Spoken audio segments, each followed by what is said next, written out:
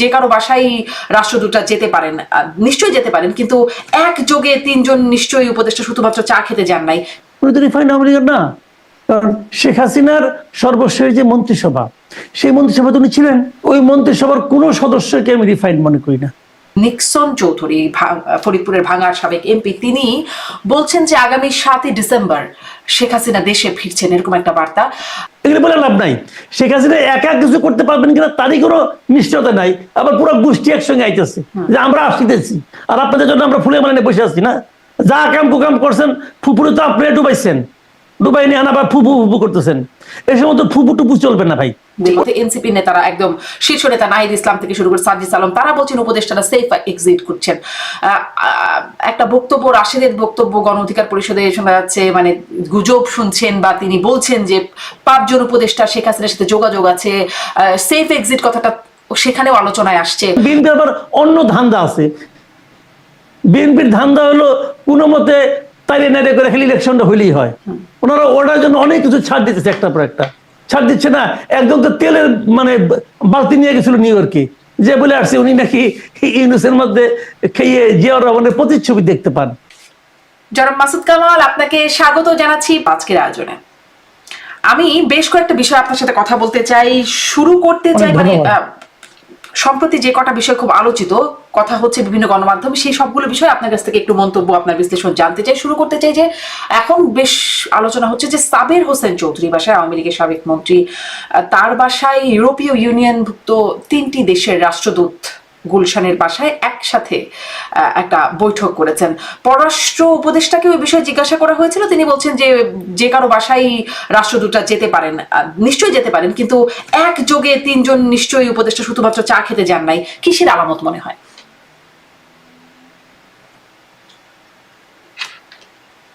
এটা দেখেন, নানা ধরনের কথা কিন্তু এর মধ্যে হচ্ছিল, বিভিন্ন সময় হচ্ছিল যে শেখ হাসিনাকে বাইরে রেখে অনেকটা মানে নিষ্পাপ টাইপের একটা আওয়ামী লীগ গঠন করা যায় কিনা, সফট আওয়ামী লীগ গঠন করা যায় কিনা, সেরকম আওয়ামী লীগ নিয়ে রিফাইন্ড আওয়ামী লীগ এটা আনা যায় কিনা।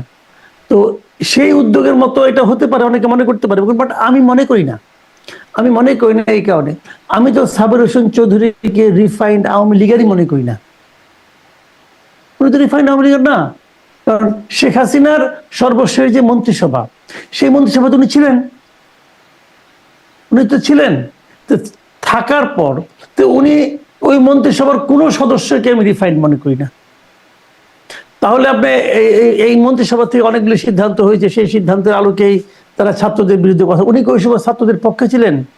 উনি কি জুলাই আন্দোলনের পক্ষে ছিলেন? উনি কি শেখ হাসিনার যে স্বৈরাচারী শাসন তার বিরুদ্ধে ছিলেন? উনি বিরুদ্ধে থাকলে পরে উনি তো মন্ত্রী হতে পারতেন না। মন্ত্রী শেখ হাসিনার আমলে শেখ হাসিনার ক্যাবিনেটের মন্ত্রী হতে পারা না পারা বিষয়টা নির্ভর করেছে কিসের উপর? ওনার প্রতি, ওনার সিদ্ধান্ত সমূহের প্রতি আনুগত্যের উপর। যারা নিঃশর্ত আনুগত্য প্রকাশ করতে পেরেছেন কেবল তারাই ওনার মন্ত্রিসভার সদস্য হয়েছে। সেরকম সদস্য তো সাবের হোসেন চৌধুরী ছিলেন, ফুল মিনিস্টার ছিলেন। কাজেই ওনাকে দিয়ে রিফাইন্ড আওয়ামী লীগ কিভাবে হবে? তবে হ্যাঁ, ওনার জাতীয় এবং আন্তর্জাতিক ক্ষেত্রে ওনার লবিং খুব স্ট্রং, এটা আমরা দেখেছি। এটা দেখেছি এই কারণে যে এইবার মনে করেন আওয়ামী লীগ সরকারের অনেক মন্ত্রীদের কিন্তু জেল হয়েছে, তারা এখনো জেলে আছেন। অনেকের তদন্তও হয় নাই, জেলে আছেন, মামলা হয়েছে তো এখনো জেলে আছেন, বিচার কাজও সেভাবে শুরু হয়নি, আছেন জেলে।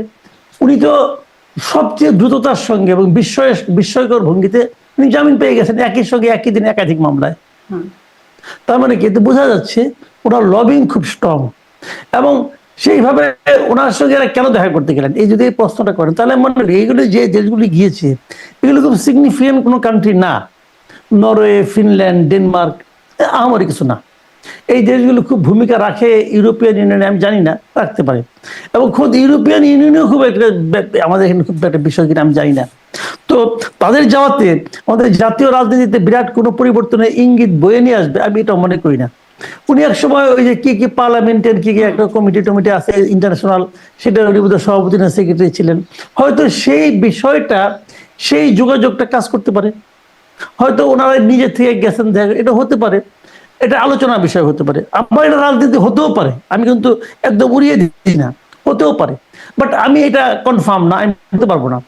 এবং ওরা এর মাধ্যমে যদি রাজনীতি হয়ও, ধরা যাক আমি যদি মনে করি ওনার ভাবে কিছু একটা এই দেশগুলো কিছু একটা করতে চায় আওয়ামী লীগের ফিরে আসার ক্ষেত্রে, যদি সেটা হয় তাহলে আমি মনে করি এটা খুব প্রপার ওয়ে হচ্ছে না, মানে এটা খুব মানে আপনার মানে ভালো পদ্ধতি না যে উনাকে নিয়ে উনাকে সামনে এনে একটা রিফাইন আওয়ামী লীগ করা, এটা আমার কাছে অতটা লজিক্যাল মনে হয় না। জি জি, রিফাইন্ড আওয়ামী লীগ এর প্রসঙ্গটা তার মানে না, কিন্তু তাহলে আসলে কি থাকতে পারে, কেন বৈঠক করতে পারেন, এরকম একটা বিষয় তো আলোচনা হচ্ছে। সাথে সাথে একটা ভিডিও দেখলাম, জানি না ভিডিওটার সত্যতা কতটা, নিক্সন চৌধুরী ফরিদপুরের ভাঙার সাবেক এমপি, তিনি বলছেন যে আগামী 7ই ডিসেম্বর শেখ হাসিনা দেশে ফিরছেন, এরকম একটা বার্তা, এবং 15 তারিখ তিনি ভাষণ দেবেন জাতির উদ্দেশ্যে, কয়েকজন বিদেশি নেতা থাকবেন, এরকম একটা বক্তব্য তাকে দিতে শোনা যাচ্ছে। এখন তো আবার নানান রকম ভাবে ভিডিও বানানো যায়, ফলে সত্যতাটা নিশ্চিত হতে পারছি না, কিন্তু শুনলাম, এটি দেখে মনে হলো যেন ঠিকই তিনিই বলছেন। কি মনে হয়, কোনো কি যোগসূত্র আছে, আসলে শেখ হাসিনা ফিরবেন এরকমটা সম্ভাবনা দেখেন আপনি? দেখেন, এটা এআই দ্বারা তৈরি হতে পারে, আবার নাও হতে পারে। নিক্সন চৌধুরী বলতেও পারেন, তো নিক্সন চৌধুরী যেভাবে বললেন ভাবখানে এরকম উনি শেখ হাসিনার মুখপাত্র হয়ে গেছেন না? উনি কি শেখ হাসিনার মুখপাত্র? আমার ফুপু আমার ফুপু এগুলি বললেন, তো ওনার ফুপু তো ওনাকে একবার নমিনেশন দেয় নাই। ওনার যে এত ঘনিষ্ঠ ফুপু, তিনি কি ওনাকে একবারের জন্য নমিনেশন দিয়েছিল আওয়ামী লীগের পক্ষ থেকে? উনি আওয়ামী লীগের বিরোধিতা করে এমপি হয়েছেন, তার ফুপু তাকে হয়তো কেন ফালায় নাই জানি না, কাজে ওনার ফুপুর মুখপাত্র যে উনি হয়ে গেছেন এটা তো আমি মনে করি না, এক নম্বর। দ্বিতীয় কথা হলো, যেটা খুব জরুরি কথা, সেই জরুরি কথা হলো যে উনি বারবার বলছেন যে উনার ফুপু করবেন। তার মানে যে পরিবারতন্ত্রের বিরোধিতা আমরা সবসময় করি, অন্তত আমি করছি, এটা আমার কাছে একেবারেই ভালো লাগে নাই। ওনার ফুপু মানে কি? তাহলে উনি যে এমপি হয়েছেন অথবা উনি যে বাংলাদেশে রাজনীতি করতেন, এটা কি ফুপুর কল্যাণে করতেন?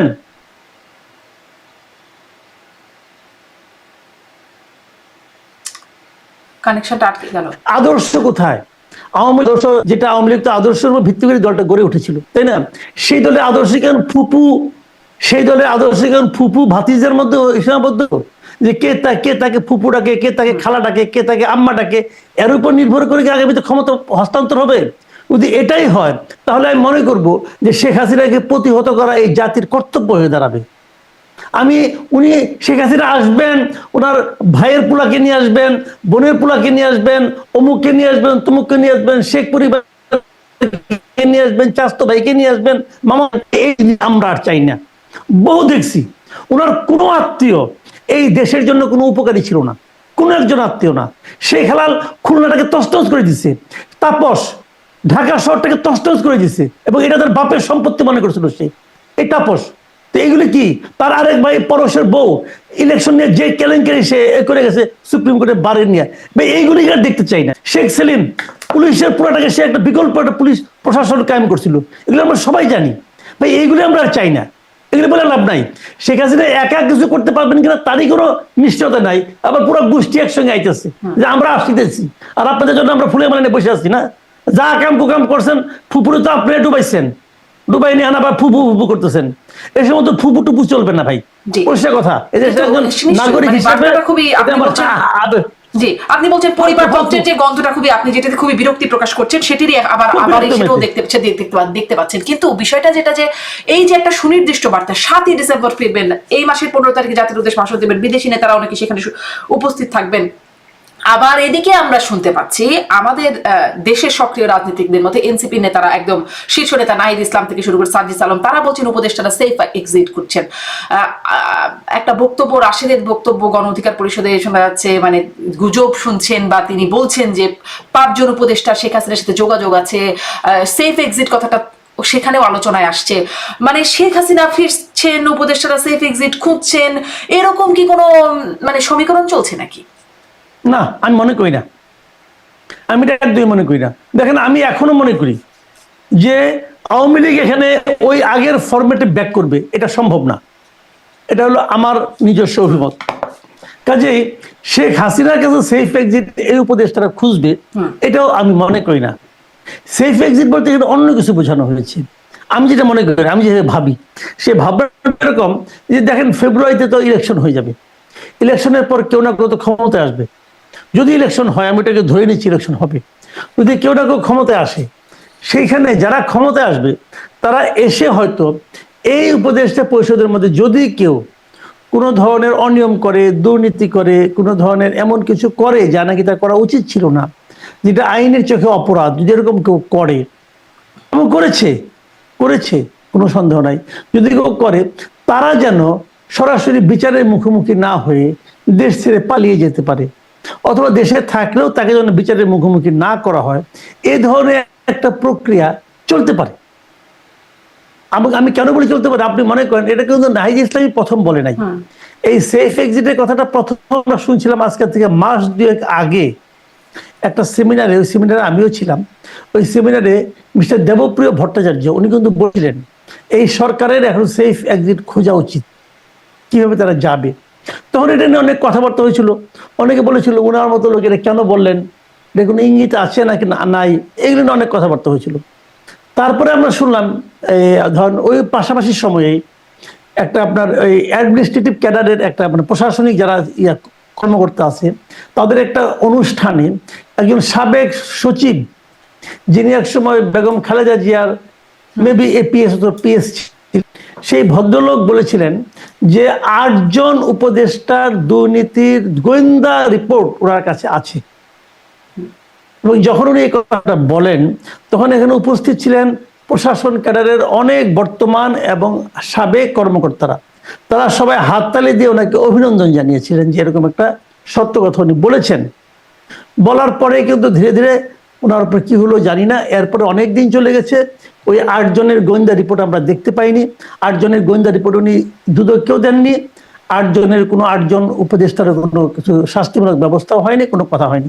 আমার মনে হয়েছিল তখন, আমি যখন মনে করি, আমার যেটা ধারণা আর কি, ওনার কাছে 8 জনের গোয়েন্দা রিপোর্ট ছিল, থাকার পরে তারা করেছে, পরে হয় ধমক খেয়ে অথবা মাল খেয়ে উনি চুপ হয়ে গেছেন।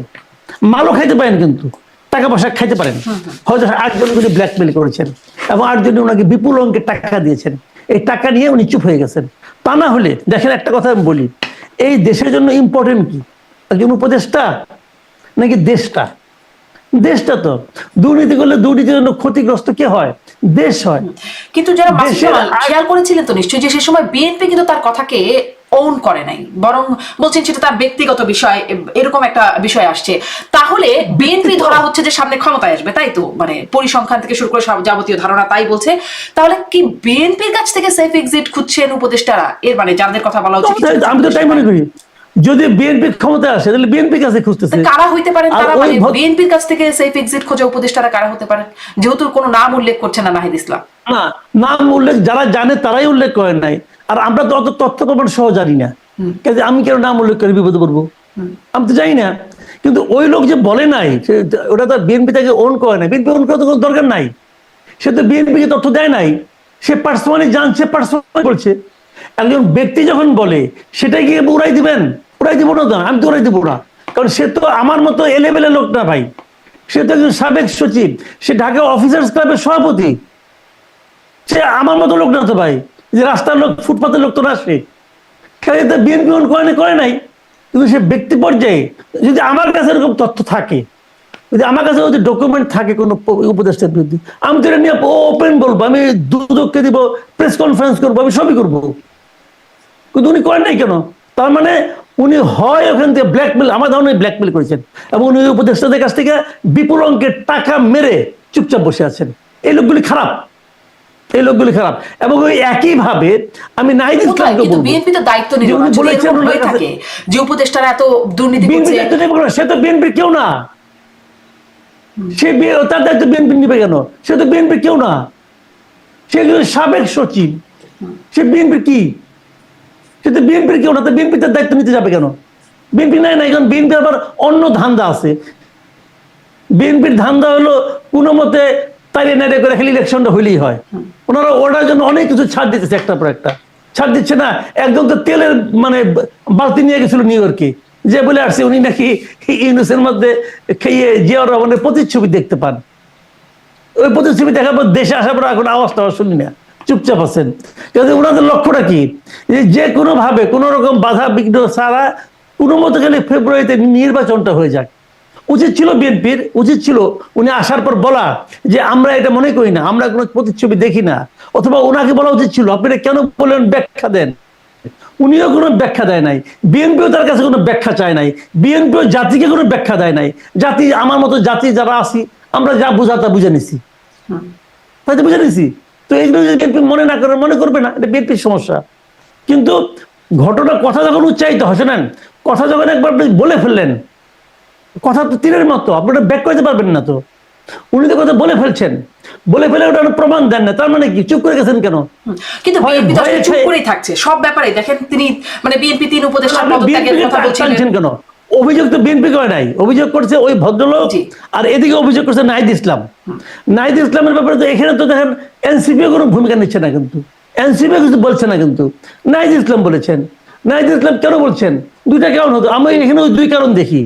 এক কারণ হলো যে ওনাদের কাছ থেকে ব্ল্যাকমেল করা, ব্ল্যাকমেল করে আমি আমার মানে কিছু ক্ষমতা অর্জন করব, কিছু সম্পদ অর্জন করব, কিছু একটা হতে পারে, এটা হতে পারে। আসলে অনেকে বলে উনি না পাওয়ার বেদনা, আমি এগুলো মনে করি না ভাই, না পাওয়ার বেদনাটা তো কিছু না। মানে এজন্যই কি তাহলে ব্ল্যাকমেইলের শব্দটা যেহেতু বলছেন, এজন্যই কি তাহলে মনে হয় যে এরকম যে সময় মতো প্রকাশ করা হবে, মানে কথা না শুনলে সময় মতো অপকর্ম প্রকাশ করা হবে, এই জন্য কি বলছেন ব্ল্যাকমেইল, মানে এইরকম মিনিং?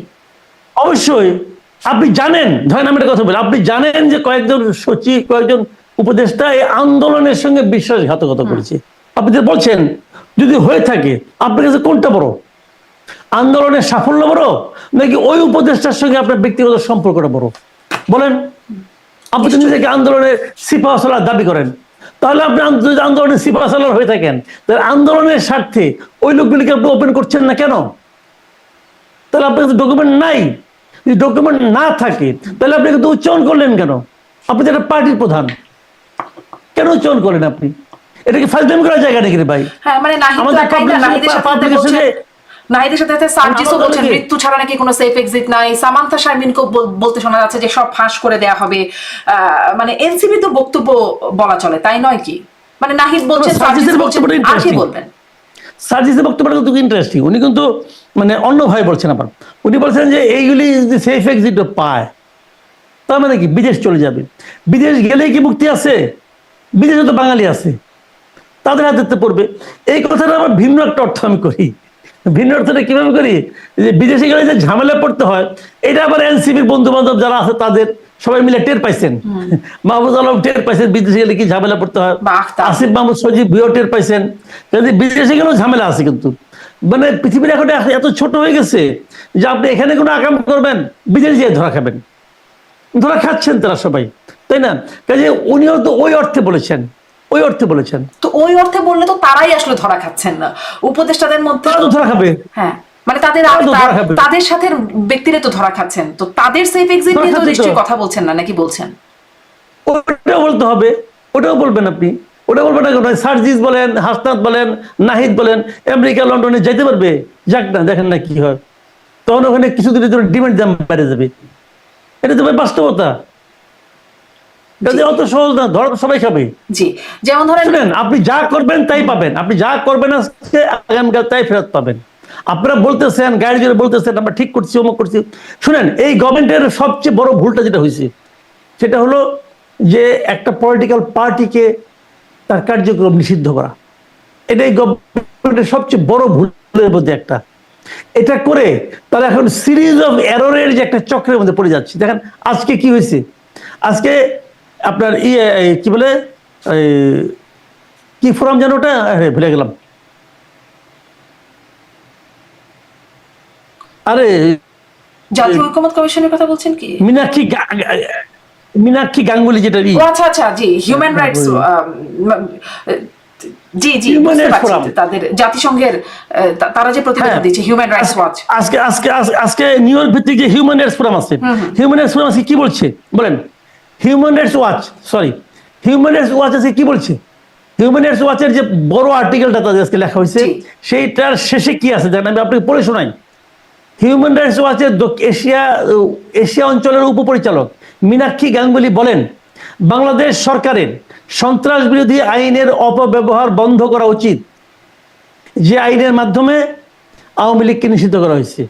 যে আইনের মাধ্যমে মঞ্চ 71 থেকে অধ্যাপক কার্জন, মঞ্জুর আলম পান্না সহ অনেকে গ্রেফতার করা হয়েছে এই আমলার মাধ্যমে।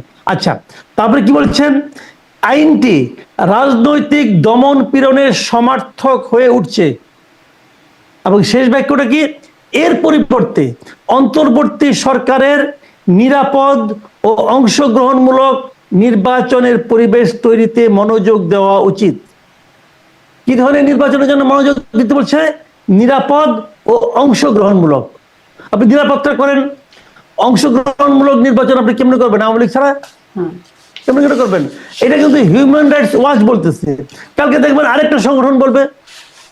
আন্তর্জাতিকভাবে কোন দেশ এ পর্যন্ত এই সরকারের এই পদক্ষেপের সমর্থন করে নাই। তারা যে আওয়ামী লীগের কার্যক্রম নিষিদ্ধ করছে, আওয়ামী লীগকে যে নির্বাচনের বাইরে রাখতেছে, এই কাজে তাদের এই পদক্ষেপের সমর্থন বহির্বিশ্বের কোনো একটা দেশ এ পর্যন্ত করে নাই, এবং এর প্রতিবাদ আসতেই থাকবে, আসতেই থাকবে। এমনকি জাতিসংঘের সেই প্রতিবেদনেও সুপারিশে বলা হয়েছিল যে নিষিদ্ধ না করার পুরো দলকে নিষিদ্ধ করা যাবে না। জি বলছেন এখানে।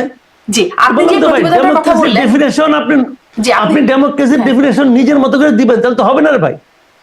জি, আপনি যে প্রতিবেদনের কথা বলেন হিউম্যান রাইটস ওয়াচ, মানে তার আগের দিনই প্রেস সচিব শফিকুল আলম তিনি বলছিলেন যে দেশের গণমাধ্যমগুলো অনেক বেশি স্বাধীনতা পেয়ে গেছে, পত্রিকাগুলোর কথা তিনি বলছেন অনেক বেশি স্বাধীনতা তারা পেয়ে গেছে, এই জন্য তারা অনেক বড় রকমের ফ্রিডম পেয়েছে, ফলে অনেক ধরনের কথা বলে। এই বিষয়টাতে একটু আসি যে তারা আসলে অনেক বড় ফ্রিডম পেয়েছেন বলে মানবাধিকার বা আইন শৃঙ্খলা সম্পর্কে আসলে বাড়িয়ে চাড়িয়ে লেখে এরকম একটা ইঙ্গিত তিনি করছেন। আসলে পরিস্থিতি স্থিতিশীল, মানবাধিকার পরিস্থিতি ভালো বলে তার ভাষ্য, এবং তিনি বলছেন যে হিউম্যান রাইটস ওয়াচ বা এই ধরনের আন্তর্জাতিক সংগঠনগুলো যদি বলে তাহলে মানে একটা বিশ্বাসযোগ্যতা আসে, এইগুলো আসলে বিশ্বাসযোগ্যতা নেই। এখন হিউম্যান রাইটস ওয়াচ বলছে, এই বিষয়টি আসলে সরকারের জন্য কেমন হলো? দেখেন, এই শফিকুল আলম সাহেবকে আগে আমি মনে করতাম যে উনি বোধহয় এই আগের সরকারে ডক্টর হাসান মাহমুদ এবং ওবায়দুল কাদেরের সম্মিলিত রূপ, সম্মিলিত প্রকাশ। ওই দুইজন যে যে কাজ করতেন তার মাধ্যমে একটা শঙ্কর প্রজাতির ব্যক্তি হিসেবে উনি আবির্ভূত হয়েছেন। ওনার মুখ দিয়ে দুইজনের কথাই আসে মনে করতাম। এখন তাকে মনে হয় একটা পীর শ্রেণীর লোক মনে হয়, মানে পীর শ্রেণীর লোক মনে হচ্ছে। এই কারণে বুধবার দিন উনি বললেন যদি হিউম্যান রাইটস ওয়াচের মতো প্রতিষ্ঠান বলে তাহলে তারা একভাবে গুরুত্ব দিবেন। আল্লাহর কি রহমত, পরের দিনই কইছে। এখন উনি কি বলবেন? এখন উনি কি বলবেন? এই হিউম্যান রাইটস ওয়াচ যে তাদের সরকারকে ধুইয়ে দিল, এবং এখানে যে বললো যে তারা এই সরকারের মধ্যে হাসিনা সরকারের ছায়া দেখতে পাচ্ছে, তারা যে বললো আপনারা যদি এই কাজগুলি করেন তাহলে লোকে বলবে আগের সরকারের মতোই তো হচ্ছে, এই যে কথাগুলি বললো, এখন আমার ওই পীর সাহেব কি বলবেন? ওনার কথা তো ভুলে গেছে, পরের দিনে গেছি মানে 24 ঘন্টা পার হতে পারে নাই ভাই। এখন উনি কি বলবেন এটা শোনার আমার খুব আগ্রহ। উনি তো মহাজ্ঞানী মানুষ, বলুক না, জবাব দেয়। এখন বলবে হাসান মাহমুদের মতো বলবে যে এরা সব আগে হাসান মাহমুদ বলতো না যে বিএনপি জামাতের টাকা খেয়ে তারা করতেছে, এখন এরা বলবে আওয়ামী লীগের টাকা খেয়ে করতেছে, এগুলি বলবে। তো হইল কি, সরকারে যারা যায়, যেই মুহূর্তে কেউ ক্ষমতায় যায় সেই মুহূর্তে তার মধ্যেকার মিনিমাম যে লজিকটা থাকে, মিনিমাম যে যুক্তিবোধ থাকে, সেটার সঙ্গে সঙ্গে মরে যায়। এবং তারা ওই দালালি বলেন, মোসাহেবি বলেন এবং গোয়ার তুমি বলেন, এটাই হয়ে দাঁড়ায় তাদের একমাত্র উপাদান, এবং ওইটার উপর ভর করে তারা চলে। জি, এখন কিন্তু তিনি যে বলছেন গণমাধ্যমগুলো নাকি এখনো মানে পত্রিকাগুলো অনেক বেশি স্বাধীনতা পেয়ে গেছে, এইটা একটু আপনার কাছ থেকে শুনতে চাই। পত্রিকাগুলো কি আসলেই এখন অনেক বেশি স্বাধীনতা পেয়ে গেছে? এটার বিশ্লেষণের সাথে সাথে ওটাও শুনবো, যদি স্বাধীনতা পেয়ে যায় তাহলে ওই আখের গোছাচ্ছেন উপদেষ্টারা, যেটি নাহিদ ইসলাম বলছেন, সেই বিষয়গুলো কোথায় আসছে না কেন? বা আপনি যে বলছিলেন যে মানে 8 জন উপদেষ্টার গোয়েন্দা তথ্য আছে, একজন বললেন সেগুলো সব উড়িয়ে দেওয়া হলো, বা ধরেন আসিফ মাহমুদ তার যে চাঁদাবাজির কথা আসলো, সেখানে আসলো একজন মানে তারই সহকর্মী মানে সহযোদ্ধা রিয়াদ নামের একজন যাকে ধরা হলো, তিনি বললেন কেমনি তিনি চাঁদাবাজির সাথে জড়িত ছিলেন। সবকিছু বলার পরে কোনো কিছু গেল না। মানে গণমাধ্যমগুলো কি আসলেই বেশি স্বাধীনতা ভোগ করছে? করলে এগুলো কেন আসছে না সামনে? শুনেন, গণমাধ্যমের স্বাধীনতাটা এটা বহুত পিকুলিয়ার একটা বিষয়। আপনি নিজেও গণমাধ্যমে অনেকদিন ছিলেন বাংলাদেশে, এখনো বাইরে থেকে করছেন কাজগুলো, আপনি এগুলো সব জানেন। আমি তবু আপনাকে বলি, আমাদের গণমাধ্যম স্থায়ীভাবে পঙ্গু হয়ে গেছে, একদম স্থায়ীভাবে পঙ্গু হয়ে গেছে।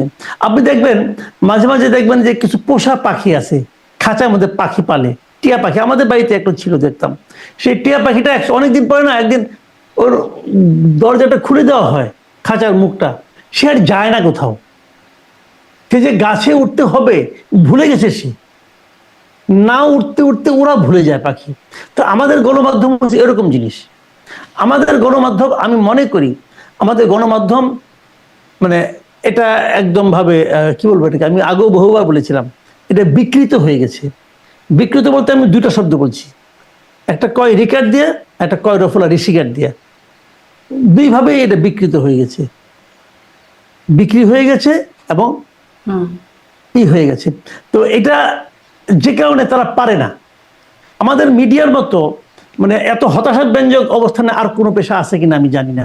আপনি দেখবেন আওয়ামী লীগ সরকার চলে গেছে, সবচেয়ে আগে পরিবর্তন হয়েছে কি, সবচেয়ে আগে চট দখলের মতো করে কি দখল হয়েছে, মিডিয়াগুলি দখল হয়েছে। আপনি যে মিডিয়ায় ছিলেন সেই মিডিয়ার প্রধানের পদটা দখল হয়ে গেছে। আগের জন চলে গেছেন, পরের জন এসে যে আসছেন অন্য পার্টি থেকে আসছেন, বিএনপি থেকে আসছেন।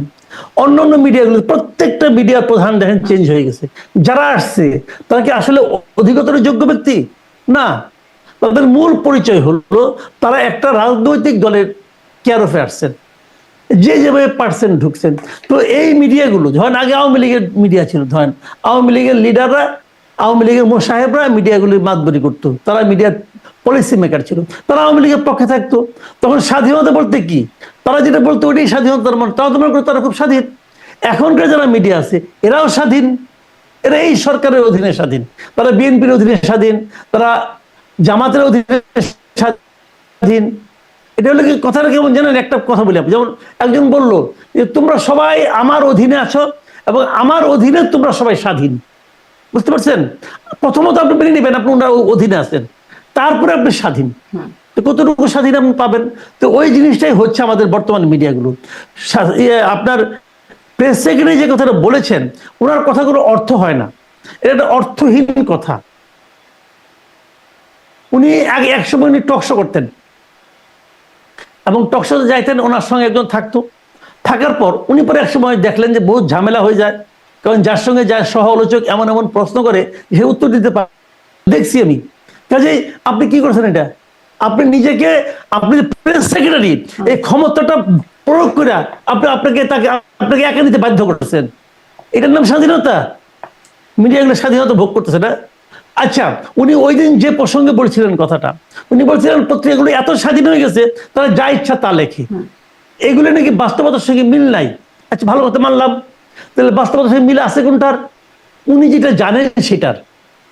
তো উনি কি জানেন, উনি কার মাধ্যমে জানেন, ওনার সোর্সটা কি, ওনার সোর্সটা কি এগুলি জানার? ওনার জানার সোর্স হলো পুলিশ। আগেও কিন্তু আগের গভর্নমেন্টে বলে একই ঘটনা ঘটতো। শেখ হাসিনা বলতেন, শেখ হাসিনা অথবা স্বরাষ্ট্রমন্ত্রী পুলিশের ভাষ্যকে মনে করতেন যে রিয়েল ভাষ্য।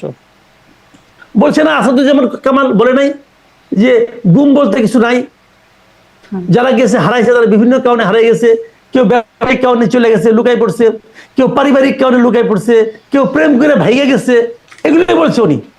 উনি এই সমস্ত অশ্লীল কথাবার্তা বলছে। তাহলে এখন গুমের লোক কোত্থেকে বাইরে আসলো? গোলাম আজমের ছেলে কোত্থেকে বাইরে আসলো? গোলাম আজমের ছেলেকে আরেক মহিলা নিয়ে পলাই গেছিল, নাকি মীর কাসিম আলীর ছেলে পলাই গেছিল? তারা কোত্থেকে আসলো? তো ওই রকম কথাবার্তা ক্ষমতায় থাকলে অনেকেই বলেন, উনিও বলছেন। ওনার সোর্স কি? এই ডিজিএফআই অথবা এনএসআই অথবা পুলিশ অথবা র্যাব, এরাই তো সোর্স। এই সোর্সগুলিকে উনি সংবাদ মাধ্যমের চেয়ে বেশি বিশ্বাস করতেছেন, অথচ এই ভদ্রলোক নিজে এক সময় সংবাদ মাধ্যমে চাকরি করতেন, তিনি নিজে সাংবাদিক। এইটা হয়। জি, আমি আসলে আপনার কাছে এখন একটু সাংবাদিকতার বা গণমাধ্যমেরই একটা মানে কম্পারেটিভ বিশ্লেষণ যদি জানতে চাই, কারণ বিএনপির ভারপ্রাপ্ত চেয়ারপারসন তারেক রহমান তিনি যে সাক্ষাৎ দিয়েছেন সেখানেও তার কাছে প্রশ্ন ছিল যে গণমাধ্যমের স্বাধীনতার সামনে আপনারা আসলে আপনারা নিশ্চিত করবেন কিনা। তিনি বলছেন যে তিনি আসলে বেশ এই বিষয়ে পুরো উত্তরটাই তিনি দিচ্ছেন যে বিএনপির সময় নির্যাতন হতো না, বিএনপির সময় মানে গণমাধ্যম বা সাংবাদিকদের হুমকি ধামকি দেওয়া হতো না। তিনি বলছেন আমি বলতে পারবো স্বৈরাচারের সময় একটু কোটি করি, স্বৈরাচারের সময় বহু সাংবাদিক থেকে বিভিন্ন জায়গা থেকে ফোন করে বিভিন্ন রকম ভয়ভীতি প্রদর্শন ধমক দেওয়া হতো, বিএনপির সময় এগুলো করা হয়নি, কারণ তখন সংবাদ সংবাদপত্রে যে খবরগুলো প্রকাশিত হয়েছে তৎকালীন বিএনপি সরকার সম্পর্কে, আমার সম্পর্কে যে খবরগুলো প্রকাশিত হয়েছে, যদি ওই রকম হতো তাহলে কিন্তু ওইরকম খবর প্রকাশিত হতো না। অর্থাৎ বিএনপির সময় যদি অত্যাচার নির্যাতন থাকতো তাহলে খবরগুলো প্রকাশিত হতো না স্বাভাবিকভাবে, যা হয়নি বিগত সরকারের সময়, স্বৈরাচারের সরকারের সময়। কাজেই আপনাকে আমি গ্যারান্টি দিয়ে বলতে পারি বিএনপি অতীত সরকারের সময় যেরকম সাংবাদিকদের গুম করা হয়নি, সাংবাদিকদের নির্যাতন করা হয়নি, সাংবাদিকদের দেশ ছেড়ে যেতেও বাধ্য করা হয়নি, ইনশাল্লাহ ভবিষ্যতেও হবে না। মানে বিএনপির সরকারের সময় অতীতে যেমন সাংবাদিকরা নিরাপদে ছিল, তাদের উপর কোনো নির্যাতন হয় নাই, হুমকি ধামকি থাকে নাই, ভবিষ্যতেও থাকবে। কেমন ছিল বিএনপি সরকারের সময়? আসলে আসলে কি সাংবাদিকরা কোনো রকম তখন? এখানে আমি দুটো কথা বলি। ওনার কথা দুই ধরনের কথা আছে। উনি একটা কথা বলেছেন যে আগামীতে সাংবাদিকদের উপর ওনার কোনো প্রভাব থাকবে না, সাংবাদিকতার উপর কোনো প্রভাব থাকবে না, এবং সংবাদপত্রকে এবং সাংবাদিকতাকে মানে আটকানো হবে না, গলা টিপে ধরা হবে না। এই হলো একটা পদ্ধতি, একটা যেমনটি অতীতে ছিল না। আচ্ছা, এখন যেমনটি যখন বলে তখন আমি আতঙ্কিত হই। আসলে যখন যেমনটি বলে তখন আমি আতঙ্কিত হই। বিএনপি আমলেও ছিল। 91-এ যখন বিএনপি প্রথম ক্ষমতায় আসছে, ভাই খালেদা জিয়া যখন প্রথম ক্ষমতায় আসছে, আপনি জানেন ঢাকা সাংবাদিক ইউনিয়ন ভাঙছে ওই সময়। ঢাকা সাংবাদিকদের যে সংগঠনটা, সেটা দ্বিখণ্ডিত হয়েছে খালেদা জিয়ার আমলে। উনি অস্বীকার করতে পারবেন? উনি বলবেন আমরা তো ভাঙি নাই, আপনারা ভাঙছেন। হ্যাঁ, আমরা ভাঙছি, সেটা কিন্তু আপনারা এনকারেজ করছেন, আপনারা তো আশ্রয় দিয়েছেন। যে পক্ষটা আপনাদের কাছে গেল, হাজিরা দিতে গেল, তাদেরকে আপনি বলছিলেন যে আপনি একসঙ্গে আসেন, বললেই হইতো, বলেন নাই তো। সেই যে ভাঙলো সাংবাদিক ইউনিয়ন কিন্তু এখনো দ্বিখণ্ডিত, এখনো সাংবাদিকও দ্বিধা বিভক্ত, এবং এই দ্বিধা বিভক্তি এমন একটা পর্যায়ে পড়ছে। এই যে আমরা আজকে সাংবাদিক বলতে যে দালাল সাংবাদিক বলি, বুঝি কেন বুঝি? এটা ওই কারণে 91-এ সরকারের কাছে বিএনপি সাংবাদিকরা ভাইঙা একটা গোষ্ঠী বিএনপি দালালি করলো, আরেক গোষ্ঠী অবহেলিত থাকলো। 96 এসে এই অবহেলিত গ্রুপ আবার দালালি শুরু করলো, আবার আগের গ্রুপটা অবহেলিত হয়ে গেল। 2001-এ এসে তারা আরো বিপুল বেগে দালালি আরম্ভ করলো, আগের গ্রুপটা আরো বিপুল বেগে অবহেলিত হলো। 2009-এ এসে তারা বিশাল বিপুল বেগে আসলো, তারা এখন মানে পার্টির মানে লাঠিয়ালে পরিণত হইলো, আর আরেক গ্রুপ বিলাই হয়ে গেল। এখন আবার বিলাই সিংহ হয়ে গেছে, আর আগে সিংহ এখন বিড়াল হইয়া লুকিয়ে পড়ছে। এই তো চলছে, এটা আগামীতেও চলবে, এটাই চলবে। এই ধারাটা যতক্ষণ আপনি বন্ধ না করতে পারবেন, ততক্ষণ পর্যন্ত সাংবাদিকতা স্বাধীন হবে না। দেখেন, সাংবাদিকতাকে পরাধীন করে রাখছে প্রকারান্তরে সরকার। আমি আপনাকে ছোট্ট একটা এক্সাম্পল দিয়ে বলি, সেটা হলো বিজ্ঞাপনের মাধ্যমে কোনো সার্কুলেশন নাই, বিজ্ঞাপন পায়। আগের আমলে কি হইতো? ভোরের কাগজ এক কপি কয়েক কপি ছাপা আমি যাই না। আমি অনেক সময় বলতাম যে আপনি যদি একটা তাবিজ বানানো দরকার পড়ে, লোক যদি বলে যে ভোরের কাগজের ফ্রন্ট পেজে পেঁচে পেঁচে তাবিজের মধ্যে ঢুকাইলে আপনার রোগ ভালো হবে, আপনি তাবিজ বানানোর জন্য ভোরের কাগজ পাইতেন বাজারে। এই অবস্থা। তার সার্কুলেশন দেখানো হয়েছিল 1,65,000। দৈনিক সংবাদ কোথাও পাওয়া যায় না, 1,65,000 সার্কুলেশন এখনো তাই দেখায়। কেন দেখায়? তারা ওই রেটে বিজ্ঞাপন পায়, ওই বিজ্ঞাপন দিয়ে পুরোটাই মালিক এড়ে দেয়। সংবাদের সার্কুলেশন এখন 1,65,000 এখনো সংবাদ তো বাজারে পাওয়া যায়, কেউ দেখছে বাংলাদেশের পর্যন্ত? সে ওই রেটের বিজ্ঞাপন। এই যে বিজ্ঞাপনগুলি দেয় সরাসরি বাংলায় বলবো এগুলো ঘুষ দিয়ে বলে তোমরা আমার পক্ষে বলবা, তোমাদের আমি হাতে রাখছি। সবাই হাতে থাকতো। নাইমুল ইসলাম খানের 4টা পত্রিকা ছিল, কেন? ঘুষ। 4টা পত্রিকা বিভিন্ন সময় ক্রোড়পত্র পাইতো, পাইলে ঘুষ। অনেক সাংবাদিক থাকতো, চাকরি করতো, সবাই হলো সরকারের পক্ষে ঘুষ। এটাই ঘুষ। যতক্ষণ পর্যন্ত সরকারি বিজ্ঞাপনের এই নিয়মটা থাকবে, ততদিন পর্যন্ত বাংলাদেশে সাংবাদিকতার মান উন্নত হবে না। ততদিন পর্যন্ত এই আন্ডারগ্রাউন্ড জার্নালিজম চলবে, ততদিন পর্যন্ত এইরকম সাংবাদিকরা সরকারের কাছে নতজানু থাকবে।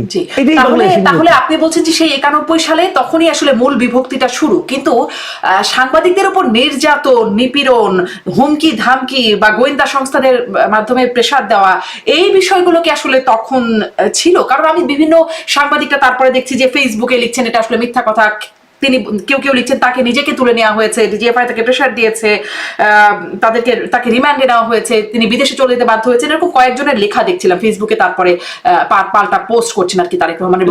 এরকম কি আসলে পরিস্থিতি ছিল? আমি বলি আসলে এটা পার্সন টু, এটা শোনেন বলি, এটা হলো পার্সন টু পার্সন ভ্যারি করে। ভ্যারি করে কেন? আমি আপনাকে একটা ছোট্ট এক্সাম্পল দিয়ে বলি, তাহলে হবে। কোভিডের আমি জিজ্ঞাসা করছিলাম যে বিএনপি আমলে কি সাংবাদিকরা হুমকি ধামকি বা নির্যাতনের শিকার হতো কিনা, সেই বিষয়টি। কারণ আমি ওই যে বলছিলাম যে ফেসবুকে অনেকে পাল্টা লিখছেন, অনেকে আবার নামও দিচ্ছেন, যে ফরিদপুরের প্রবীর সাহা, ফেনীতে টিপু সুলতান, মলয় ভৌমিক, কার্টুনিস্ট আরিফুর রহমান, খুলনার মানিক সাহা, এরকম অনেকের নাম অনেকে দিচ্ছেন, হুমায়ুন কবির বালু, এরকম অনেকের নাম আসলে তুলে দিচ্ছেন যে যারা নির্যাতনের শিকার হয়েছেন। অনেকে বলছেন আরএসএফ সহ বিভিন্ন আন্তর্জাতিক যারা আসলে সাংবাদিকতা নিয়ে মান নিয়ে বা সাংবাদিকদের নিরাপত্তা নিয়ে প্রতিবেদন করে, জরিপ করে, তাদের পরিসংখ্যান দিচ্ছেন যে এই সময় থেকে এই সময় এতজন সাংবাদিক নিহত হয়েছে, নির্যাতনের শিকার হয়েছে, হুমকি দামকির শিকার হয়েছে বা নিরাপত্তাহীনতার শিকার হয়েছে। আসলে পরিস্থিতিটা কি এরকম ছিল নাকি না, অনেকেই আসলে সেই সময়টা মনে করতে পারি না আমরা। দেখেন, এই সবগুলি কি আওয়ামী লীগ আমলে হয়েছে না সবগুলি বিএনপি আমলে হয়েছে? বিভিন্ন সব আমলে হয়েছে। কোন আমলে হয় নাই? আওয়ামী লীগ আমলে হয় নাই, তা তো হয়েছেই। বিএনপি আমলে হয়েছে, সব আমলে হয়েছে। কোন আমলে ভাই এত দুধে ধোয়া তুলসী পাতা ছিল না, বলে লাভ নাই। সব আমলে এটা হয়েছে। এখন যে যেভাবে ব্যাখ্যা করে, যে যেভাবে ব্যাখ্যা করে। আরেকটা জিনিস হলো কি, আমাদের সাংবাদিকদের মধ্যেও কিছু ঝামেলা আছে ভাই, কিছু ঝামেলা আছে। আমি আপনাকে একটা এক্সাম্পল দিয়ে বলি, তাহলে বুঝবেন। এই যে বাংলাদেশ প্রতিদিন নামে একটা পত্রিকা, খুব জনপ্রিয় পত্রিকা, এই পত্রিকার সম্পাদক নঈম নিজাম, ডেপুটি এডিটর ছিলেন পীর হাবিবুর রহমান, উনি মারা গেছেন, পীর হাবিবুর রহমান। কোভিডের সময় ওনাদের সঙ্গে ওনাদের বসুন্ধরার সঙ্গে কিছু একটা সমস্যা হলো সরকারের, স্বাস্থ্য মন্ত্রণালয় নিয়ে। যদ্দূর শুনেছি ওনারা একটা হাসপাতাল করতে চেয়েছিল বসুন্ধরা, সেটা অনুমতি পায় না, কি কি জানি ঝামেলা হয়েছিল। দেখলাম যে বাংলাদেশ প্রতিদিনে প্রথম পৃষ্ঠায় স্বাস্থ্য বিভাগ, স্বাস্থ্য খাতের অনিয়ম নিয়ে ধারাবাহিক লেখা ছাপা হওয়া আরম্ভ হলো। তার দুই দিন না 3 দিন ছাপা হলো। তারপরে দেখলাম সরকার নঈম নিজাম এবং পীর হাবিবুর রহমানের ব্যাংক হিসাব তলব করলো। খেয়াল করেন, কিন্তু যেদিন ব্যাংক হিসাব তলব করলো তারপর দিন দিয়ে রিপোর্ট বন্ধ। কেন ভাই? ঘটনাটা কি? আপনি রিপোর্ট করছেন, রিপোর্ট হবে, আপনাদের ব্যাংক হিসাব তলব করছে, প্রবলেমটা কি? আমার তো ব্যাংক হিসাব তলব করলাম, খুশি হই, খুশি হয়ে ঠিক আছে ভাই, একটা তাহলে হিসাবটা তো আমি পাইলাম, আমার কোথায় কোথায় কি কি টাকা পয়সা আছে, গভর্নমেন্ট আমার এই একটা হিসাব করে দিল, খারাপ কি? আমি তো খুশি। তো তাদের ব্যাংক হিসাব তলব করার সঙ্গে সঙ্গে রিপোর্ট কেন বন্ধ? এবং রিপোর্ট যখন বন্ধ, তখন ব্যাংক হিসাব নিয়ে এখন আলোচনাও নাই। তো এরকম ঘটনা ভাই অনেক হয়েছে বাংলাদেশে, হচ্ছেও। যে আমিও কিছু করি, তোমার নিয়ে কিছু বলতে গেলে তুমি আবার আমারটা ধরে টান দাও, আমি আবার তোমারটা দিয়ে টান দেই, এই টানাটানিতে উভয়ই লাভবান হই। এগুলি কারা করে? সাংবাদিকরাই তো করে। এরাই কিন্তু টোটাল সাংবাদিক কমিউনিটির বদনাম করে দিছে। আমাদের সাংবাদিকরা ব্যাংকের মালিক হয়, ইন্স্যুরেন্সের মালিক হয়, হয় নাই? আপনি দেখেন নাই? আমি নাম ধরে বললাম না, আপনি তো নিজেও জানেন হয়েছে না। তারা কেন ভাই করতে আসেন সাংবাদিকতা? ওটাই করেন, ওটাই করেন। আর যদি ইন্স্যুরেন্সের মালিক হন তাহলে ওটাই যান, এখান থেকে সরেন, ওখানে যান। কারণ আপনি যখন একটা ইন্স্যুরেন্সের মালিক হবেন তখন কি হবো, আপনার মিডিয়াতে ওই ইন্স্যুরেন্সের বিরুদ্ধে কোনো রিপোর্ট হবে না। আজকাল তো আবার ব্যাংকার্সদের একটা অ্যাসোসিয়েশন আছে, ইন্স্যুরেন্সের একটা অ্যাসোসিয়েশন আছে, তাহলে তো কোনো রিপোর্ট হবে না কোনোটারই। তো এইগুলি এখন সব মিলে, সব ধান্দাবাজি টান্দাবাজি সব মিলে একাকার হয়ে গেছে। এর মধ্যে বৈশা আমি আপনার আশা করতেছি যে পবিত্র সাংবাদিকতা হবে, ভাই এটা হবে না। এটা এই আশা ক্ষেত্র দেন। তাহলে আসলে জনাব তারেক রহমান যে আশ্বাস দিচ্ছেন যে বিএনপি ক্ষমতায় আসলে গণমাধ্যম স্বাধীনতা পাবে বা মত প্রকাশের স্বাধীনতা থাকবে, সেই আশাটা কি করতে পারছেন না? আমি করতে পারছি না তা বলবো না। উনি যখন বলেছেন, আমি মনে করি ওনার একটা সদিচ্ছা আছে। আমার ধারণা, কেন মনে করি আমি সেটাও বলি। উনি দীর্ঘ 17 বছর ধরে ভাই একটা উন্নত দেশে থাকেন, এমন একটা দেশে থাকেন যে দেশে জার্নালিজমের যে ফ্রিডমটা সেটা আছে। উনি এটা দেখে দেখে অভ্যস্ত। হয়তো উনি সেরকম চান। এবং ওনার সঙ্গে আমার সঙ্গে একবার কথা হয়েছিল। উনি একবার, আমি যখন অসুস্থ ছিলাম তখন উনি একবার আমাকে ফোন করেছিলেন, এটা অনেকেই জানি, যা করেছিলেন। অনেকে আবার অনেক রকম কথাও বলে, যাক সেটা অন্য কথা। তো তখন ওনাকে আমি এই কথাটাই বলেছিলাম, নানা কথা প্রসঙ্গে আমি এই কথাটা বলেছিলাম ওনাকে, ভাই আপনার কাছে আমি কিছু চাই না, আপনার কাছে আমি একটা জিনিস চাই, যে আপনি যখন ক্ষমতা, যদি আপনার ক্ষমতায় আসেন, প্লিজ আমাকে কথা বলতে দিন, আমার কথাটা বলাটা থামায়েন না। আমি আমার মতো, আপনাদের কাছে আমার কারো কাছে কিছু চাওয়ার নাই ভাই। আমি একজন সাংবাদিক হিসেবে আমার চাহিদা উনি আশ্বস্ত করেছিলেন। উনি বলেছেন আপনি অবশ্যই বলবেন, আপনাকে কেউ থামাবে না, আপনি যেভাবে বলছেন এভাবেই বলবেন, এবং সেটা যদি আমার বিপক্ষেও যায়, আপনি এখনো আমার বিপক্ষে অনেক কিছু বলেন, তখন যদি বিপক্ষেও যায় তাও আপনি বলবেন। কারণ আমি চাই আপনি বললে পরে জি আশ্বস্ত আসলে মনে হয় মাসুদ কামাল তখন হতে পারতাম আমরা যে অতীতে যা হয়েছে সেরকমটি আর হবে না, এটি যদি শুনতে পেতাম তাহলে হয়তো বেশি আশ্বস্ত হতাম। বড় মানে এর বদলে যদি বলা হচ্ছে যেমনটি হয়েছে তেমনটি হবে আর কি সামনে, তখন তো আসলে একটু ভয় লাগে। তখন একটু ভয় লাগে, তখন একটু যদি আমাদের অনুষ্ঠান দেখেন, ওনাকে আমি বলছি যে তখন ভাই আগে শুধু তুলনা করেন না, আপনি আপনার মতো করেন। ওনার প্রতি আমার অনুরোধ যে আগে যেরকম করেছি ওরকম ওটা বলেন না, বরঞ্চ আপনি বলেন যে আমি যদি দায়িত্বে আসি, যদি আমি ক্ষমতায় আসি, যদি আমার দল ক্ষমতায় আসে, তাহলে আগামীতে আপনারা নিজেদের মতো করে কথা বলতে পারবেন, স্বাধীনভাবে কথা বলতে পারবেন।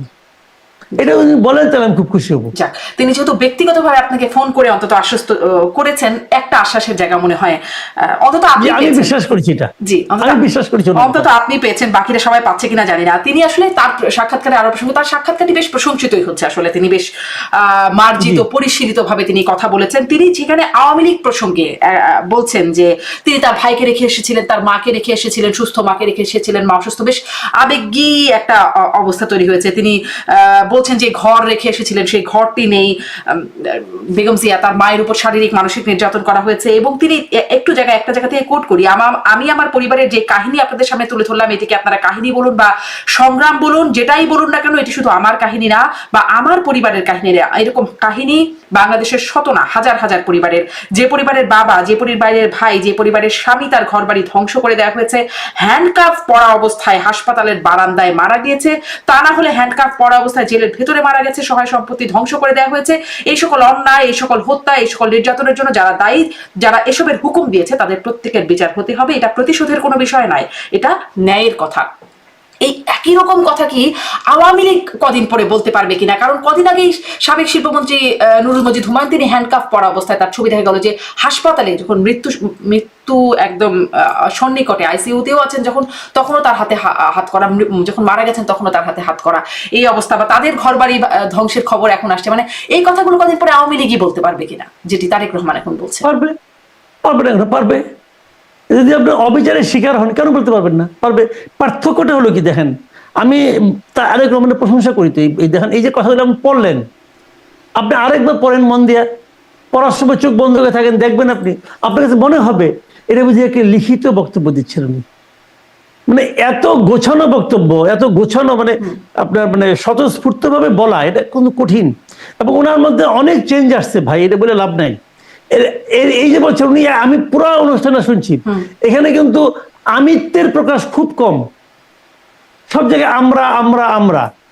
এটা হলো গুরুত্বপূর্ণ, একটা পলিটিক্যাল লিডারের জন্য এটা হলো একটা গুরুত্বপূর্ণ বিষয়। দেখেন না, আজকে আপনি প্রথমে যে বললেন নিক্সন চৌধুরী আমার ফুপু, তার ফুপু।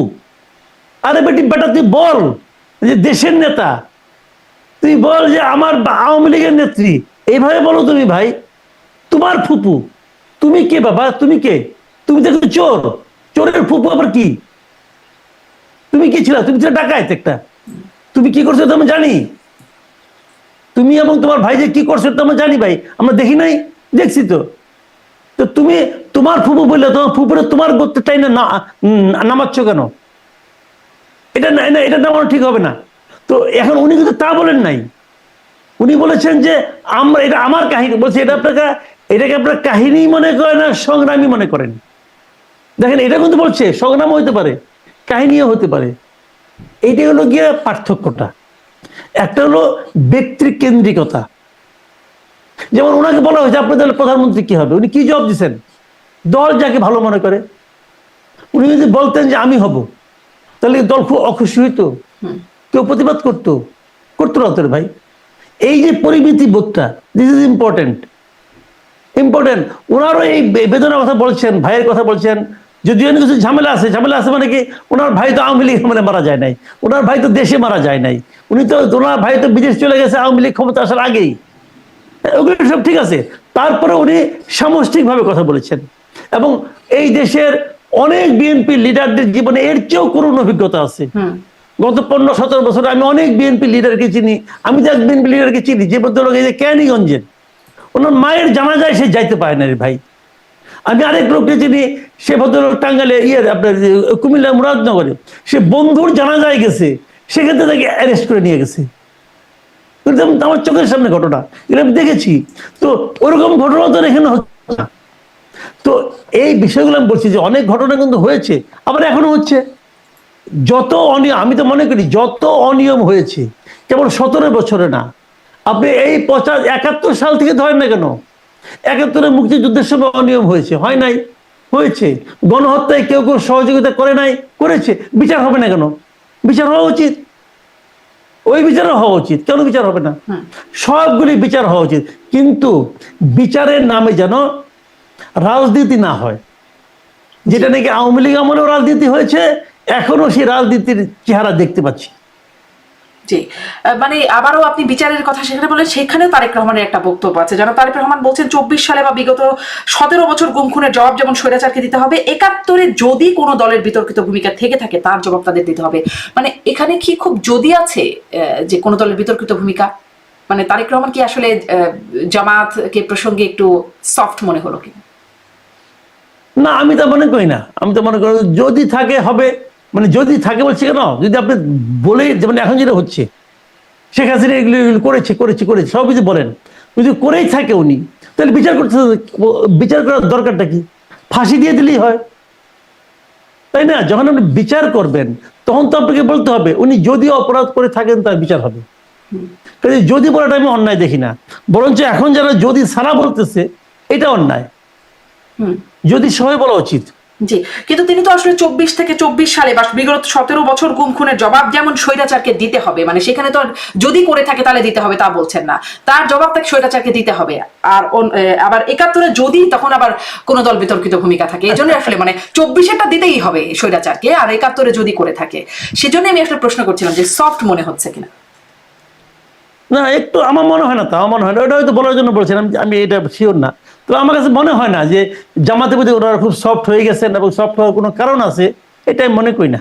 জি, একদম শেষের দিকে কথা বলি যে তাহলে ওই যে সেফ এক্সিট দিয়ে কথা বলা শুরু করলাম, সামনে ধরেই নেওয়া যাচ্ছে যে তারেক রহমান হবেন প্রধানমন্ত্রী, বিএনপি আসবে ক্ষমতায়, পরিসংখ্যানগুলো তাই বলছে। যদি তাই হয়, সেফ এক্সিটের সমস্যায় মানে আসলে কি উপদেষ্টাটা সেফ এক্সিট পাবেন? এখন তো বেশ প্রধান উপদেষ্টার সাথে সবারই একটা ভালো সম্পর্কের মোটামুটি দেখা যায়। এটা পেতেই পারে, পেতেই পারে। আমার এতে মনে হয় না যে খুব সমস্যা হবে, অনেকেই পেতে পারে।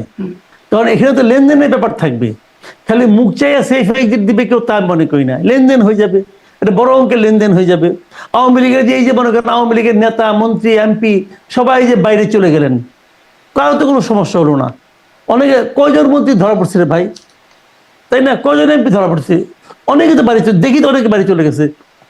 জি, আপনি কি মনে করেন বড় অঙ্কের লেনদেন হয় নাই? হয়েছে, সবারই বড় অঙ্কের লেনদেনের মাধ্যমে তারা গেছে। টাকা পয়সা ইনকাম যা করছিল অনেক একটা বড় অংশ একজন কাউকে না কাউকে দিয়ে যেতে হয়েছে, ওইখানেও তখন লেনদেন হবে, লেনদেনের মাধ্যমে যাবে। জি, মানে সেফ এক্সিট মানে আসলে দেশ থেকে বিদেশে চলে গেলে হবে। সৈয়দ রেজওয়ানা হাসানও বলছেন, উপদেষ্টা তিনিও বলছেন যে তিনি দেশেই ছিলেন, দেশেই থাকবেন, তার আসলে এক্সিটের প্রয়োজন হবে না। তাহলে আসলে বাইরে থেকে যারা এসে উড়ে এসে জুড়ে বসেছেন তাদের সেফ এক্সিটের তাদের দরকার। তাদের হতে পারে যারা দেশে ছিলেন, দেশে আছেন, যেটা বলেন উনি, এটা বলার জন্য বলেন না ভাই, এটা বলার জন্য বলেন। ওই যে আপনি মানে আছে কিনা যাই না, ওই আওয়ামী লীগ সরকার থাকতে একবার ওই যে ঠিকানা তখন ডয়চে ভেলেতে খালিদ মহিউদ্দিনের এক টক শো হইতো একটা, ওইখানে একবার একটা টক শোতে আমিও ছিলাম, আমার সঙ্গে ওই যে আপনার ডিবি হারুন ছিল। তো খালিদ মহিউদ্দিন হারুনকে জিজ্ঞাসা করছিলেন যে যদি সরকার পতন হয় আপনি পালাবেন কিনা। তখন তিনি বলছেন আমি পালাবো কেন, আমি একজন সরকারের একজন বিসিএস কর্মকর্তা, আমি সরকারি চাকরি করি, সরকার পরিবর্তন হতেই পারে, আমি কেন পালাবো, আমি পালাবো না বলছিলেন। সবচেয়ে আগে পলাইছিল, শোনা যায় যে দেয়াল টপকে পলাইছিল না। ও বলে অনেকে বলে, ওবায়দুল কাদের বলে নাই পালাবো কেন, পালাইলে পরে মির্জা ফখরুলের বাড়িতে যাব, গেছিল তার বাড়িতে, গেছিল, পালাইছে। তো ওগুলি বলে। রিজওয়ানা হাসান তো এখন ওই ওবায়দুল কাদের যে বর্ণতা হয় নাই, কাজে ওগুলি বলে। মানে সময় আসলে বলে দেবেন যে তারা আসলে তাদের এক্সিটটা কেমন হবে। অনেক ধন্যবাদ জনাব মাসুদ কামাল। দেখা যাক সামনে একটা প্রসঙ্গ মনে হয় বাদ পড়ে গেল, একটু ছোট্ট করে জিজ্ঞাসা করে ফেলি, আসলে ভাবছিলাম শেষ করে দিই। সেটা হচ্ছে জাতীয় ঐক্যমত কমিশন, একদম ছোট্ট করে একটু শুনি যে সেখানে শেষ হয়ে গেল জাতীয় ঐক্যমত কমিশনের যাবতীয় আয়োজন, সেখানে শেষ পর্যন্ত ঐক্যমত হয় নাই। গণভোট প্রসঙ্গে জুলাই সনদ বাস্তবায়ন কিভাবে হবে, গণভোট কিভাবে হবে, সেই প্রসঙ্গে কোনো এখনো পর্যন্ত ঐক্যমত হলো, মানে ঐক্যমত না হয়ে শেষ হলো। তাহলে আসলে কি হবে ঐক্যমত না হলে, কি হবে, পরিণতি কি হবে? যে জিনিসের শুরুটাই হয়েছে জোড়াতালি দিয়া, ওটা শেষ আর কি হবে? শেষ তো এটাই হবে। আমি শুরু থেকে তো এই প্রক্রিয়াগুলি বিরোধিতা করছিলাম, এটা কিছু হবে না ভাই, এইভাবে হয় না। টিচার দিয়া, এনজিও দিয়া পলিটিশিয়ানদেরকে ঐক্যবদ্ধ আনানো যায় না। এরা রাজনীতির কি বুঝে ভাই? এই বদির আলম মজুমদার, আলী রিয়াজ, এরা রাজনীতির কি বুঝে? বাংলাদেশের রাজনীতিরা বুঝে? আলী রিয়াজ সাহেব থেকে আমেরিকা মাস্টারি করে, তো ওটাই করেন, এনাইছেন কেন? আপনার কথা কে শুনবে? শুনেন, আমি একটা কথা বলি আপনাকে, এরা এখন কোনোভাবে জোড়াতালি দিয়ে একটা শেষ করতে চায়, নিয়ে আসছে গণভোট। ঠিক আছে, গণভোট হবে। এখন গণভোট কখন হবে? গণভোটে কিন্তু মোটামুটি সবাই রাজি। কবে হবে গণভোট? কেউ বলতেছে আগেই হতে হবে, নভেম্বরে হতে হবে, ডিসেম্বরে হতে হবে, কেউ বলতেছে না একদম ইলেকশনের দিন হতে হবে। ভালো কথা, হইলো ধরেন। শেষ পর্যন্ত হয়তো এখানে একটা মাঝামাঝি অবস্থায় পৌঁছতে পারে, আমি জানি না কি হবে। যদি গণভোট হয় তাইলেই কি হবে? গণভোট কি এই 84টা সাবজেক্টের উপর হবে? এর মধ্যে অনেকগুলির মধ্যে নোট অফ ডিসেন্ট আছে, সেগুলির ব্যাপারে গণভোট কি হবে? শুনেন, আমি একটা ঘটনা বলি আপনাকে। অনেক আগে পাকিস্তানের শাসক ছিল না জিয়াউল হক, উনি একবার গণভোট করছিল একটা। সে গণভোটে ছিল দুইটা ইস্যু।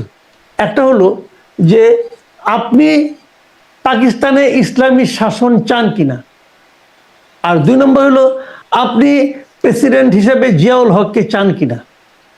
যদি আপনি এই দুইটাতেই চান তাহলে হা, আর না মানে দুইটাই আপনি চান না। তাহলে এখন যারা জিয়াউল হককে না চায়, তারা যদি না দেয়, তাহলে তারা কিন্তু পাকিস্তানে ইসলামী শাসন চায় না, এটাও প্রমাণিত হয়। হয় কিনা? হয়। তাহলে এই দুইটা কি সম্পূরক? কথাটা খেয়াল করেন, মাত্র দুইটা কিন্তু ছিল সাবজেক্ট, আর আমার এখানে সাবজেক্ট হলো 84টা। 84টার মধ্যে আপনি উচ্চ কক্ষ চান? হ্যাঁ চাই। আপনি কি উচ্চ কক্ষে পিয়ার সিস্টেম চান? না, আমি উচ্চ কক্ষ চাই কিন্তু পিয়ার চাই না। কিন্তু হ্যাঁ বললে তো দুইটার মধ্যে হ্যাঁ হয়ে যায়। তাহলে এটা কি, এটার নাম রেফারেন্ডাম? পৃথিবীর কোনো দেশে রেফারেন্ডাম একাধিক বিষয়ের উপর একবার হয় না। একবারে রেফারেন্ডাম একটা ইস্যুর উপর হয়, একটা সিঙ্গেল সাবজেক্টের উপর হয়। এরা করেছে 84টা বিষয় নিয়ে, মানে জোড়াতালি একটা সীমা আছে। তারপরে ধরেন কথা কত ধরলাম, হলো 84টা হওয়াতে সেখানে মনে করেন হা পরিবর্তন না হলো, তাহলে কি হবে? তাহলে কি হবে? না জয়যুক্ত হতেই পারে। আওয়ামী লীগের সবাই না, আওয়ামী লীগের তো ভোট তো আছে, নাতে ভোট দিল। বিএনপির অনেক লোক এতে পছন্দ করে নাই, তারাও না দিতে পারে। তখন কি হবে? এগুলি ভাই জগা খিচুড়ি, বাদ দেন, এগুলি বলে লাভ নেই। তার মানে আপনার কাছে মনে হচ্ছে এগুলো আসলে কোনো কাজের কাজ কিছু হয় নাই, যে মানে এত বড় এতদিনের যে কার্যক্রম, যেটিকে আসলে সালাউদ্দিন আহমেদ বিএনপি স্থায়ী কমিটির সদস্য, তিনি বলছেন নানান খানাপিনা চলে এখানে, মানে সেই খানাপিনায় শেষ, কাজের কাজ খুব কিছু হলো। দেখা যাক রিপোর্ট দেবেন, সেখানে কি রিপোর্ট দেওয়া হয় সেটা নিশ্চয়ই দেখবো। অনেক ধন্যবাদ জনাব মাসুদ কামাল, অনেকটা সময় আপনি আমাকে দিলেন। ধন্যবাদ দর্শক এতক্ষণ সাথে থাকবার জন্য। আজকের মতো শেষ করছি। ধন্যবাদ।